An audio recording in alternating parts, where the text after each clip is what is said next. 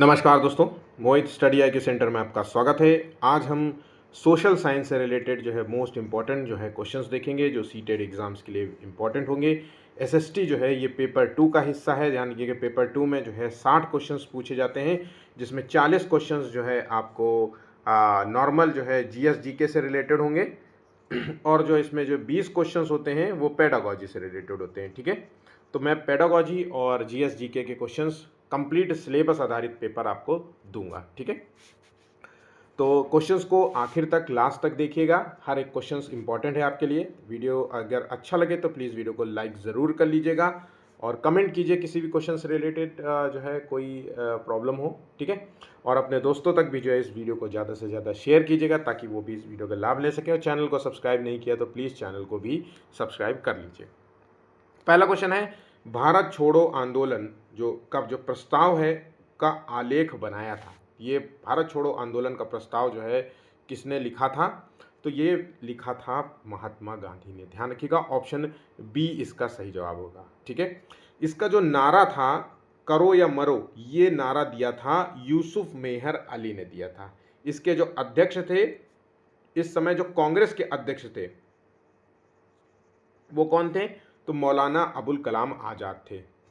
अगर भारत छोड़ो आंदोलन की हम बात करें तो 9 अगस्त को 1942 को जो है बम्बई के ग्वालियर टैंक मैदान में आंदोलन का प्रस्ताव जो है रखा गया था। प्रस्ताव जो है इनफैक्ट पारित किया गया था। ठीक है, इसमें गांधी जी ने कुछ जो है अपनी बातें कही थी। तो गांधी जी ने क्या कहा था? लोगों से अपील की थी कि सरकारी जो नौकरी कर रहे थे उनसे कहा था कि वो सरकारी नौकरियां छोड़ दे जब तक आज़ादी ना मिल जाए।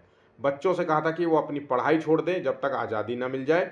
देशवासियों के जो सैनिक थे उस समय अंग्रेजों के अंदर जो काम करते थे सैनिक, उनसे ये रिक्वेस्ट की थी कि वो अपने लोगों पर गोली ना चलाएं। ठीक है, तो कुछ ऐसी रिक्वेस्ट की गई थी। नेक्स्ट क्वेश्चन है, निम्नलिखित में से किन पार्टियों ने भारत छोड़ो आंदोलन का समर्थन नहीं किया था? भारत छोड़ो आंदोलन जो कि 9 अगस्त को शुरू हुआ था। ठीक है, 1942 करो या मरो का नारा याद रखिएगा। तो यहाँ पे जो इन पार्टियों ने इसका समर्थन नहीं किया था वो थी हिंदू महासभा पार्टी। ठीक है, communist party of India, unionist जो है पार्टी ऑफ पंजाब, और उसके बाद जो है इसके बाद जो है मुस्लिम। ठीक है, इसके बाद मुस्लिम लीग ने भी इसका समर्थन नहीं किया था। तो उपरोक्त में से सभी हो गए। ऑप्शन यहाँ पे डी इसका सही आंसर हो जाएगा।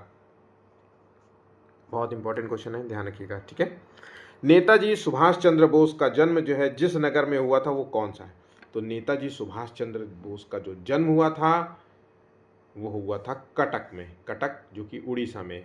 इन्होंने जो है मतलब इंडियन सिविल सर्विसेज की जो है परीक्षा भी जो है पास की थी। तकरीबन 1920 के आसपास इन्होंने ये परीक्षा पास की थी, इंडियन सिविल सर्विसेज की। ठीक है, सुभाष चंद्र बोस ने फॉरवर्ड ब्लॉक नामक संस्था की स्थापना किस वर्ष की थी? तो फॉरवर्ड ब्लॉक की स्थापना जो है ये स्थापित हुई थी 1939 में। ध्यान रखिएगा, ऑप्शन डी यहाँ पे सही जवाब होगा।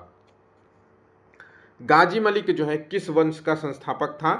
तो गाजी मलिक है ना, तो गाजी मलिक जो है ये तुगलक वंश का संस्थापक था। गाजी मलिक को गयासुद्दीन तुगलक भी कहते हैं। ठीक है, गाजी मलिक नामक जो है उपाधि दी गई थी मंगोलों से जो है अपने जो है क्षेत्र को बचाने के उपलक्ष्य में। ठीक है, 29 बार इसने मंगोल आक्रमणकारियों से जो है अपने राज्य को क्षेत्र को बचाया था। ठीक है, ये औरंगजेब का सेनापति था, ये भी याद रखिएगा। ठीक है, चलिए नेक्स्ट क्वेश्चन, महावीर जैन की जो मृत्यु है निम्नलिखित में से किस नगर में हुई थी? तो महावीर जैन की मृत्यु जो हुई थी वो है राजगिरी में हुई थी। Option A. इनका जन्म कहाँ हुआ था? तो इनका जन्म जो है कुंडल ग्राम में हुआ था।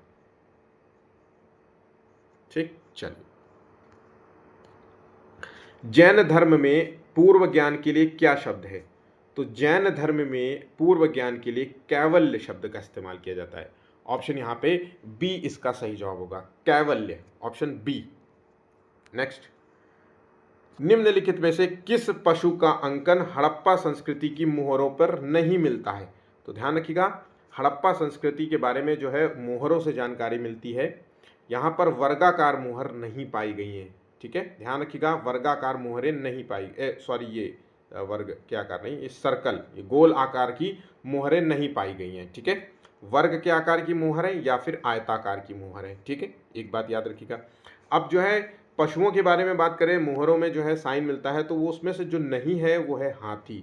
हाथी के साथ साथ शेर का भी जिक्र किया जाता है कई बार। ठीक है, बाकी सभी जानवरों का जो है मोहरें मिली हैं। शेर के अलावा कई बार दिमाग में आ जाता है कि क्या चीता या बाघ का इस्तेमाल हुआ है मतलब मोहरों के रूप में, तो हाँ, बाघ और चीता का जो है मोहरें पाई गई हैं, लेकिन शेर की मोहरें नहीं पाई गई हैं। ऑप्शन यहाँ पे बी इसका सही जवाब होगा। ठीक है, निम्नलिखित में से कौन सी जो है सभ्यता नील नदी के तट पर पनपी थी?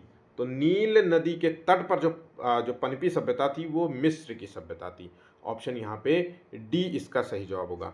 सिंधु घाटी सभ्यता जो है कहाँ पर पनपी थी? तो देखिए, सिंधु घाटी सभ्यता सिंधु नदी, रावी नदी, भोगवा नदी, है ना, घग्गर नदी, इन नदियों के किनारे जो है पनपी थी। ठीक है, तो कई जो है नदियों के पास जो है इसका जो है मतलब ये सभ्यता पनपी थी। ठीक है, तो ऑप्शन यहाँ पे नील नदी के संदर्भ में ऑप्शन डी आंसर देना है। ऋग्वेद काल में जनता निम्न में से मुख्यतः किसमें विश्वास करती थी? तो देखिए, ऋग्वैदिक काल जो समय पीरियड था, ये वैदिक टाइम पीरियड था।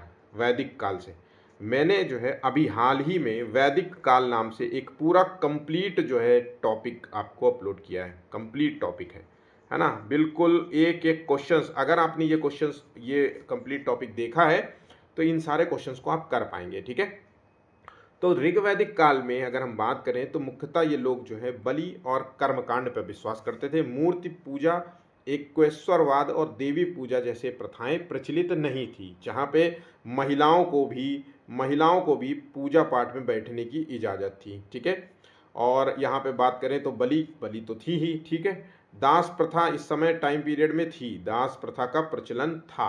ठीक है, चलो,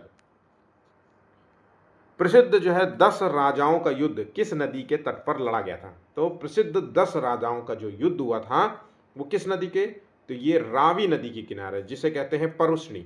तो अगर हम पौराणिक नाम देखें तो परुष्णी है, और आज की बात करें तो रावी नदी इसको कहते हैं। ठीक है, तो रावी नदी के किनारे ये 10 राजाओं का युद्ध लड़ा गया था। बहुत बहुत इंपॉर्टेंट क्वेश्चन है। नैनार कौन थे? तो देखिए, दो शब्द आपको ध्यान रखना है, नैनार और अलवार, ये दो शब्द हैं। तो नैनार जो थे वो शैव जो है संप्रदाय को मानते थे, है ना, और अलवार जो थे वो वैष्णव संप्रदाय को मानते थे, विष्णु को मानने वाले थे, विष्णु भक्त थे। ठीक है, तो विष्णु भक्त को जो है अलवार कहते थे और शैव भक्तों को जो है नैनार कहते थे। ठीक है, आजाद शत्रु के वंश का नाम क्या था? आजाद शत्रु के वंश का जो नाम था वो था हर्यक वंश। ध्यान रखिएगा, आजाद शत्रु ने अपने पिता क्या नाम था? बिम्बिसार की हत्या की थी। ठीक है, तो इसने अपनी हत्या मतलब अपने पिता की हत्या करके राजगद्दी पे बैठा था। और आजाद शत्रु को किसने मारा था? इसके पुत्र ने, उदयीन ने। ठीक है, तो ध्यान रखिएगा, ये जो है हर्यक वंश से संबंध रखते थे। ऑप्शन यहाँ पे बी इसका सही जवाब था। तो अजात शत्रु किसका शासक था? तो याद रखिएगा, मगध का शासक था। ठीक है, चलिए, निम्नलिखित में से किस सुल्तान ने बेरोजगारों को रोजगार दिलवाया? तो बेरोजगारों को रोजगार दिलवाया था, ये सुल्तान था फिरोज शाह तुगलक। ऑप्शन सी यहाँ पे सही जवाब होगा। ध्यान रखिएगा, ऑप्शन सी, फिरोज शाह तुगलक ने जो है यहाँ की बेरोजगारों को रोजगार तो दिलवाया, उसके बाद जो है इनके लिए एक अलग विभाग बनाया था। इसने नहरें बनवाई, इसने लोक निर्माण जो है विभाग बनवाया, लोक निर्माण। ठीक है, इसने सिंचाई कर लगाया, जो कि बहुत इंपॉर्टेंट है, सबसे ज़्यादा इंपॉर्टेंट यही है, सिंचाई कर, जिसको कहते हैं हक ए सर्व कर। हक ए सर्व, ये नाम याद रखिएगा। ये किस प्रकार की चीज़ है? ये सिंचाई कर है, जो कि फिरोज शाह तुगलक के शासनकाल में लिया जाता था। ठीक है, चलिए नेक्स्ट, निम्नलिखित में से किस सुल्तान के दरबार में सबसे अधिक गुलाम थे? तो अगर सबसे ज़्यादा गुलामों की संख्या की बात करें तो फिरोज शाह तुगलक के दरबार में थे। नहरें बनवाई, लोक निर्माण विभाग बनवाया, गुलामों के लिए अलग विभाग बनवाया, सिंचाई कर लगाया, हक ए सर्व। ठीक है, चल। विजयनगर साम्राज्य के संस्थापक थे, तो विजयनगर साम्राज्य के जो संस्थापक था उसे कहते हैं हरिहर और बुक्का। ऑप्शन ए यहाँ पे सही उत्तर होगा। अगला क्वेश्चन, 1857 के विद्रोह के समय भारत का गवर्नर जनरल कौन था? ध्यान रखिएगा, 1857 का विद्रोह बहुत इंपॉर्टेंट है। अगर मॉडर्न हिस्ट्री की बात करें तो बहुत अच्छे क्वेश्चंस यहाँ पे पूछे जाते हैं। तो 17वें का देखिए आंसर है लॉर्ड कैनिंग। ऑप्शन बी यहाँ पे सही जवाब होगा। ठीक है, निम्नलिखित में से कौन सा स्थान भूमध्य रेखा के निकटतम है? तो अगर हम भूमध्य रेखा की बात करें तो सबसे जो स्थान निकटतम है वो है इंदिरा पॉइंट। ध्यान रखिएगा, इंदिरा पॉइंट है। देखिए ये जो इंदिरा पॉइंट है ये दक्षिणतम बिंदु है, दक्षिणतम बिंदु को इंदिरा पॉइंट कहते हैं। और इंदिरा कॉल जो है, इंदिरा कोल जो है वो जो उत्तरी बिंदु को, सबसे उत्तरी बिंदु को हम इंदिरा कोल के नाम से जानते हैं। ठीक है, निम्नलिखित में से कौन सा देश क्षेत्रफल में भारत से बड़ा नहीं है पूछा गया है?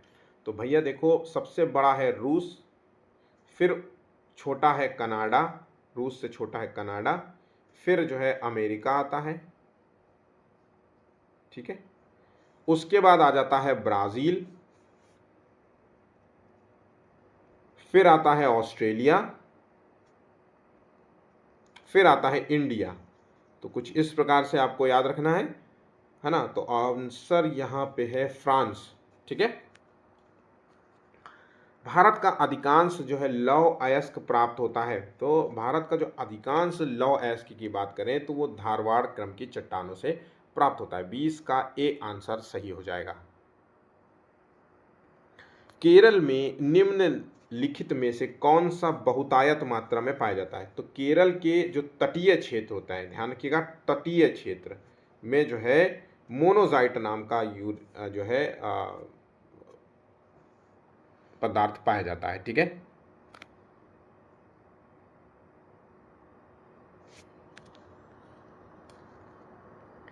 भारत में सबसे पहले जो है खनिज तेल का कुआं खोदा गया था।